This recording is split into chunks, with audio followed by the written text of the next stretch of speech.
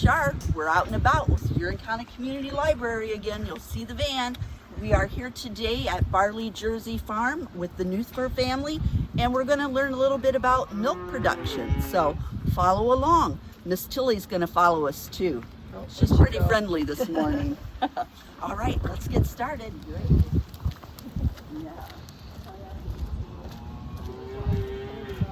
Yeah, this is where it all begins. When the calves are born, we bring them over here. Shortly after, they get vaccinated. Everybody gets vaccinated, and then they get their own separate pens. And one of the reasons we have their separate pens is because we can keep them nice and dry, and also if one would happen to get sick, then hopefully she's not spreading it to the next calf in the next pen. Okay. Are all of these then female? These are. Yeah. We raise all the heifer calves. A female is called a heifer. And then the little bull calves, we try to sell within the first week or two, because that's not really our business. We want to raise the females for the milk. And then somebody else will take them and raise them up. That's awesome. And so how's this work for you? What's a day like for you here in the calf barn? Well, first of all, I come in and I empty out all their water buckets. I just dump them down in the gutter because they get fresh water twice a day. And I also want to use that spot because when I feed them their milk, I'll set their milk pail right in where the water was. Okay, so they aren't bottle fed? They are at first. I've got a couple down at the other end. We can go see those little ones. Yeah, definitely. And how long will they stay in this enclosure? Usually between 3.5, 4 months old. My oldest ones down here are about they're about 3.5 months old, and they're close to. They've already been weaned, and they're close to being ready to move out. I bet they become big pets, right? Pretty much. So these are our youngest ones over here. This last one actually was just born on Sunday. And the one beside her was born on last Thursday. They're the youngest too. In the winter time, or when the cooler weather comes, we like to put a little jacket on them to help keep their body temperature. So then our youngest ones, they get their mother's milk for at least the first 3 days. Generally the first 3 days. And they get 2 quarts, big bottle like this, twice a day. Wow. And so these first 2 are on bottle yet. The rest I've got on pail. Like after a week or 2 weeks in between there, they'll start drinking out of the pail. And how often then do they have to eat? And they drink twice a day also. Twice a day. So wow, your day's busy. So with the calves. This whole barn, all but these last 4 are getting milk yet. So it's a lot of calves to feed, but Yes, it's a lot. it is. It's a lot less labor when you're putting the pails in rather than holding the bottles. Sure, but that's the fun part, isn't it? Yeah. I know. I Can always be. loved that as a kid, Yeah. feeding the animals. Yeah. So All right. Okay, thank you very much. Let's take a peek. Do you name them as they're born, or? they don't have names yet, but they will have. Yeah.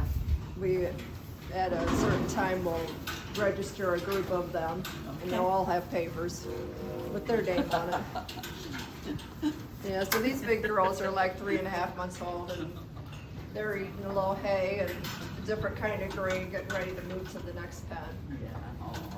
These guys get a little calf starter pellet that they eat along. Start that again. Yeah. They have a little calf starter pellet that's got some molasses and some corn and different things that tasty to them, get them started eating good. Jerseys are really nosy. They like to see what's going on. We'll get some in here that they'll start licking at the latches and they'll let themselves out. So once they figure out how to do it, you have to wire the gate shut because they'll do it every day. Aww. So, yeah, they keep you busy. We try to keep them clean and dry. Yes. Keep them, get them growing. Yeah. Aw. So cute. Oh, I would get so attached. They're just a beautiful cow as well. Very beautiful eyes. Hello, are you going to be nosy this morning? Okay. Would you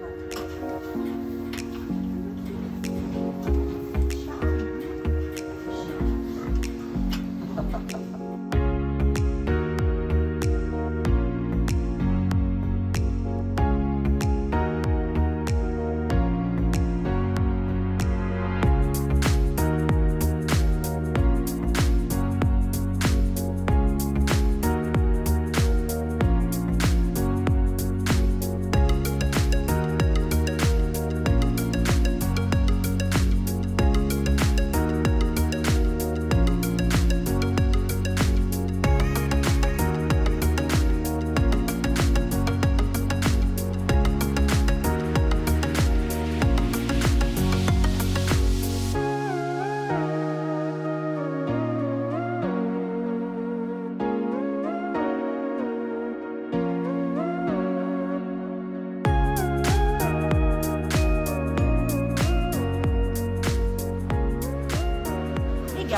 We're back. This time we are with the bigger cows, and I'm going to introduce you to, this is Jason and Amy Nuhfer, and we're here learning all about their Jersey cows and what it takes to make milk.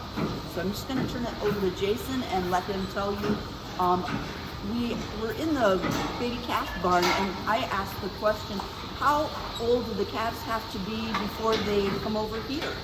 So maybe you can answer that, Jason. Sure. So you guys saw the baby calves a little bit ago. There's several steps in between here, but nothing very exciting. Basically, the baby calf is a very critical part of management, very high management area to keep baby calves healthy and growing. It's the most important time of their life, really, and that first day, really, to get that calf off to a good start. That can make or break a cow for the rest of their life. So baby calf area is very important.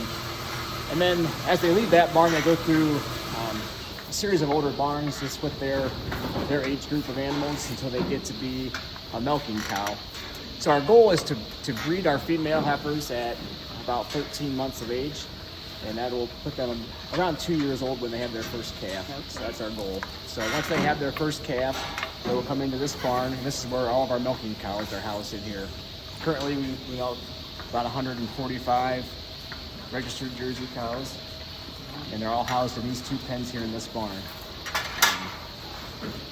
In our part of the country, this is a very common housing type to house lactating cows in. This is called a Freestall Barn. And if we look at the cows in the pens, we can see that there's lots of individual stalls that they can lay in, but yet they're free to get up, move around, do it as they choose. All these stalls are sand bedded, so it's about a foot deep of loose sand, which is for cow comfort is about the best we can get. And then obviously the cows that are standing up here are all eating, so we drive through the barn with a feed mixer. We can unload feed off of each side, and the cows are free to come up and eat anytime they choose. So that's kind of just a short background about the housing here, and then I think we'll step inside here in a little bit and we can see the milkers and how those work. This particular barn was built in 2008, and then we added on the front here where we're standing, and we put our robotic milkers in 2015. So I noticed the cows all have tags in their ears, and they have a collar. Can you explain that? yeah, so all of our cows have the calves and we saw in the babies all get a tattoo, so that's a permanent identification. For registered animals, they have to be permanently identified, so we do a tattoo. And then the ear tag is just the same number, but it's obviously more visible so that we can see that from a distance and know who they are and make sure we have accurate information when we're working with them. So they carry that ear tag from basically when they move out of that baby calf barn, they get the tag, and then they'll have that same tag if they don't lose it all the way through this building. So then the collars, the cows all right around their neck, they get those when they have their first calf and start to be a milk cow. And that collar does a lot of things. It's tied into the robot is the reason we have those collars, and they do a number of things. The first thing is it identifies the cow, so when they go to get milk, it knows who they are, what their story is, and can collect all the information that we can gather. It also monitors their activity, so it knows how much they're running around in the pen or not running around or moving. It also monitors their rumination, which we use that to monitor cow health. So basically it's cud chewing is what it monitors, and it looks at number of minutes a day that cow chews her cud. If there's any issues with that, then we can pick up on that for heat detection and sick cow. That's awesome. Lots of technology. Yes, definitely. Sure. Yeah.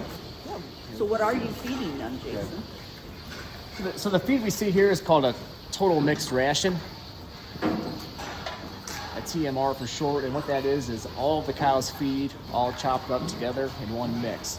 And our goal with the TMR is to have every bite of feed the same, no matter where they are in the barn or when they eat it.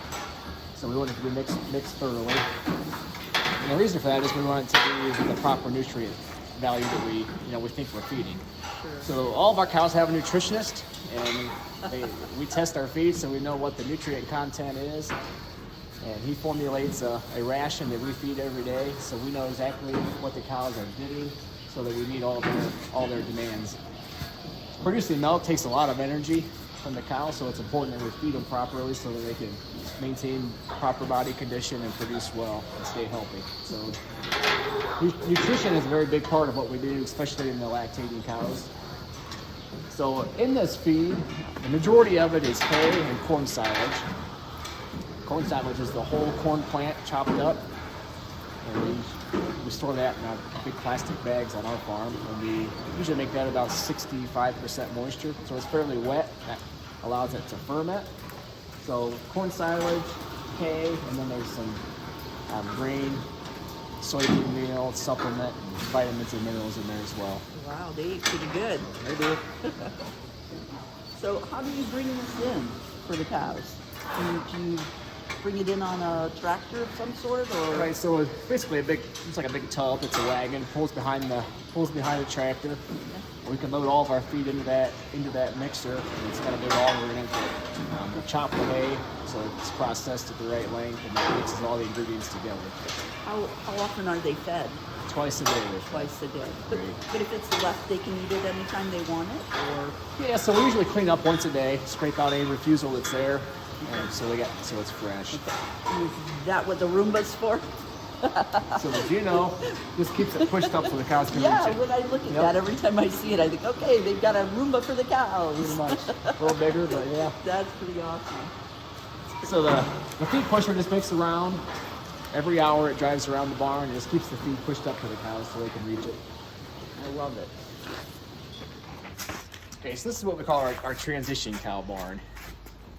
Not too many cows in here at the moment, but all the cows that are within 30 days of calving will come into this barn. So unlike the Freestall barn that we were just in a second ago, this barn is all large, straw bedded, open pens. So we want to maximize comfort, we want to maximize cleanliness and space in here for these cows that are going to have their babies. So we try to, the reason for the different pens is we try to bring them all in as a group, and then they'll stay in that same group until they have their calf.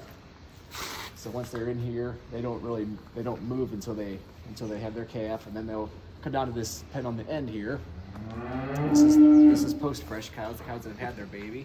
Okay. So they'll stay in here for about a week. And we kind of just monitor them closely in here. Typically, if there's a higher time in lactation for a cow to have any kind of issues, it's going to be shortly after having her calf.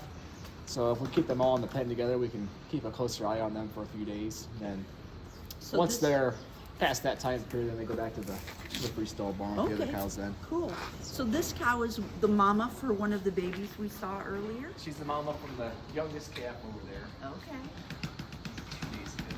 Yeah. Yep, so. And we got a little bull here. He's hanging out here for now. So. Not too many bulls on dairy farms anymore.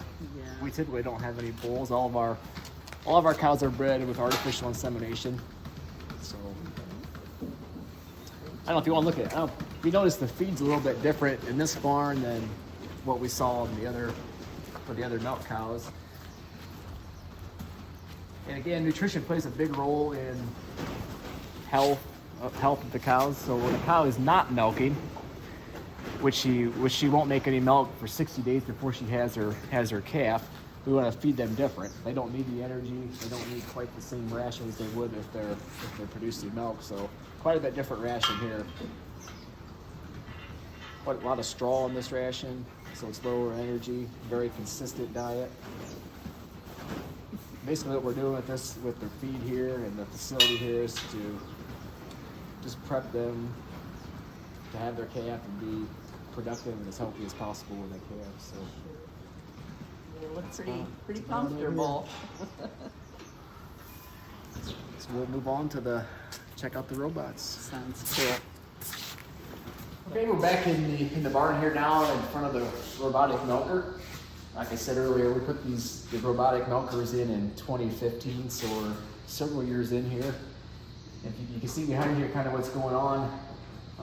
These robots are right beside the pen that we saw out in the Freestall barn where the cows eat and lay down. So anytime the cow wants to come and get milk, she's free to do so. This is basically a free flow system, so we don't, as long as they do come to get milk, we really don't make them go anywhere. They can come and go anytime they want. Robots are open for business 24/7. The only time it shuts down is to wash. We currently wash twice a day. So it'll shut down for about 20 minutes, do a full system wash, then it'll pick up to milking then. So we saw the cows' tags are on their neck out in the barn there. So when they come into the unit here, there's a reader up above, and that will read that cow or that transponder. ID the cow so it knows who she is, and it determines if it's going to milk that cow, and if it does, it'll go through the milking process. And we're about probably halfway through this cow here, but when a new one comes in, we can talk about what it's doing and what's happening. But as you can see, they're pretty happy getting milked in here, and they do get some grain in here, so that's kind of an enticer to get them to come to the robot. Can it turn them away if they've come too many times? It does. Okay. And it's all based on milk production. So the more the cow is milking, the more times a day she can get milked. And you can adjust all those settings how it fits your particular herd. But yeah, if the cow will come back in 5 minutes to get more feed, it's not going to let her do that. Okay. It's going to just open the front gate and let her walk back out. And they do learn after a while.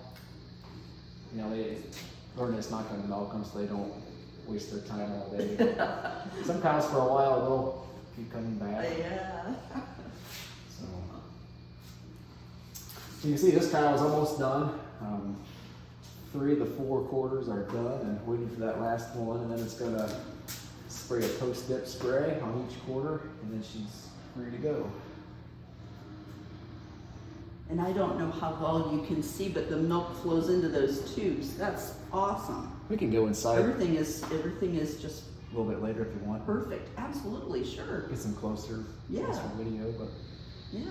so she's done. She can walk out. The next cow will come in. It does flush water through the unit between each cow. Okay, so this cow is going to get milk. We're going to see the brush come down like that, and this is how we do our pre-milking procedure. So there's a disinfectant solution on the brushes, and that's what cleans and sanitizes each quarter before we attach the unit to milker. It's just fascinating. This whole process is just fascinating. When I was a kid on a farm, you know, everything was done by hand. The changes in a hurry. Yeah. Wow. So how much milk do you produce per day? So we average about 67 pounds of milk per cow. That's what we Per cow. Wow. That's a lot. And so you have what, a big tanker truck that comes and gets the Right, milk? we have a refrigerated tank here. It can hold 1,500 pounds of milk. So Okay. we've got more than a day's worth of storage there, but they come every day to pick the milk up.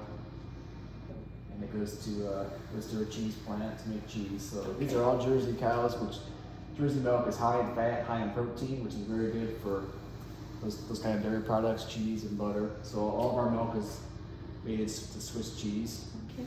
So Do you have a specific name that the cheese that is made from? it's made of Middlefield cheese and out by Cleveland. I don't know what names it goes under actually. Okay. I should probably know that. stuff. Middlefield cheese? They do carry it at Drug Mart, Okay. Middlefield Swiss. Middlefield So you can Swiss. see- That's awesome. When we get in closer, you'll be able to see, but there's a laser that scans, finds each teat, and then attaches. Usually it's not that fast when we're trying to watch it, but that was pretty good.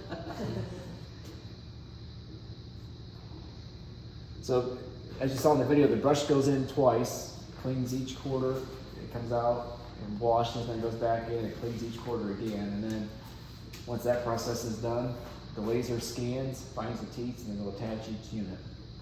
Wow.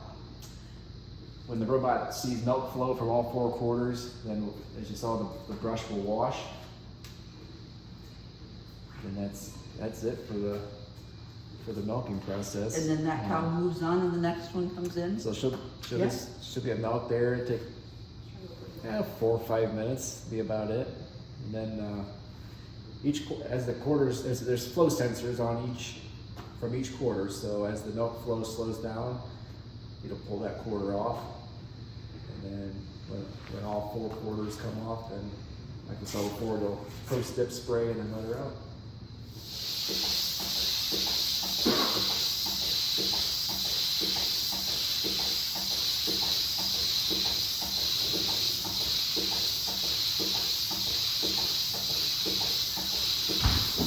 This is quite the process. This is fascinating.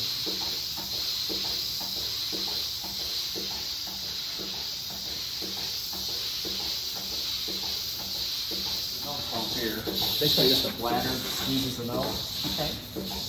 And it goes up, seamless 1-inch line that goes through the ceiling is the milk line. So Okay. suck it out of the jar and squeeze it and pump it up all the way around to the milk house.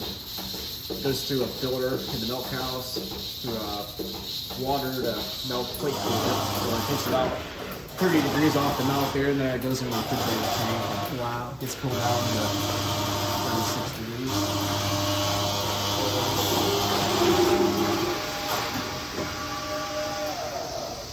Next. That's awesome. Thank you for sharing that process with us. That's it. Milk house. Okay, so we'll kind of pick up where we left off in the robot room there. We saw that line that went up from the milk jar, and these are the 2 lines, one from each robot. They come down on their way to the milk tank. So they'll come down through here. These are both filters to filter the milk of any sand particles that might be in there. They come down. This is a plate cooler. We run cold water through that cooler, and that takes about 30 degrees off the milk there. And then the water that comes out of that plate cooler goes out to the water tanks to water the cows. So we use that water twice there. And then out of the plate cooler, it comes around. It comes into the tank here. The big tank's 1,500 gallons. It's refrigerated. We're only seeing about half of it here. The rest of it's sticking out the wall outside. So, and we store the milk cooled here until the milk truck comes once a day to pick that milk up and take it to the processing facility to be turned into dairy products. The small tank here is used to hold the milk so the cows can continue to get milk while this tank is being pumped out and washed. So we can store milk in here for about an hour is what it would take. So that tank is cleaned, and then just gravity flows in and starts to cool at that point. So And all of that's just an automatic process. it's supposed to be. Yeah, it's supposed to be. Okay. It is. Most of it's pretty. We've had a few issues of things that shouldn't have happened, that sensors weren't set right. But, Sure. it is fairly fail-proof, I guess. Good. It's made if there's any kind of an error, a power outage, if there's any kind of a error, that it protects the milk supply. So valves will automatically close to protect the milk from like chemical contaminant Sure. or going down the drain if we lost power or whatever. Yeah. So That's just amazing. This whole process just fascinating to me. So a lot of times when we talk to kids that talk about careers in agriculture, we don't usually think about some of the things that are available, not just on dairy farms, but all kinds of agriculture. It's not just manual labor anymore. There's a lot of careers that involve computers and programming, a lot of technology work. So definitely room for career opportunities if you're interested. That's wonderful. That's wonderful. Well, thank you so much for letting us come today and learn about the process of making milk, and that this milk goes for cheese, and learning about career opportunities that are out there for kids and stuff. So truly has been a pleasure. So thank you so much. Thank you. Thanks for joining us today at Barley Jersey Farm with the Nuhfer family. Watch for us. We'll be out and about. Watch for the van and see where it takes us next.